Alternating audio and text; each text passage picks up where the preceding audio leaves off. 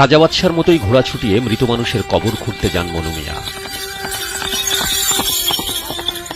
মনু মিয়া যখন ঘোড়া ছুটিয়ে কোথাও যান তখনই মানুষ বুঝতে পারেন কোথাও কেউ দুনিয়ার মায়া ত্যাগ করে পরপারে চলে গেছেন। আমরা যখন দেখি যে উনি ঘোড়া নিয়ে যাইতেছে তখনই আমরা বুঝতে পারি যে উনি কোনো জায়গায় কবর করতে যাইতেছে। উনি এত নিখুঁত ভাবে কবর করে যেন সে এই কবর করার একজন ইঞ্জিনিয়ার। মনু মিয়াকে বলা হয় কবরের ইঞ্জিনিয়ার। এলাকাবাসী জানান তার হাতের খোঁড়া কবরের সৌন্দর্য অন্যরকম। অনেক যত্ন নিয়ে কবর খোঁড়েন তিনি। উনি কবর খোঁড়ার কারিগর। বিভিন্ন জায়গায় ওনার নিজ উদ্যোগে কবর খুঁড়তে চলে যান। ওনাকে দেখলেই ওনার ঘোড়ার উপরে কাউকে চড়তে দেখলেই হয়তো বা অনেকেরই মনে হয় যে মসজিদে মাইকিং হওয়ার আগে ওনার কানে খবরটা পৌঁছে যায়। দেশ স্বাধীন হওয়ার আগ থেকে কবর খোঁড়া শুরু করেন মনু মিয়া। তার মায়ের কবর খোঁড়ার পর থেকে নিয়মিত এই কাজটি করতে থাকেন। এ পর্যন্ত 2970টি কবর খুঁড়েছেন তিনি। এই পর্যন্ত 2970 হান ঘর বানাইছি, বুঝলি, কবরস্থান করছি। কারো মৃত্যুর খবর কানে আসলেই ঘোড়ার পিঠে উঠে বসেন মনু মিয়া। তারপর ঘোড়া ছুটিয়ে চলে যান মৃত মানুষের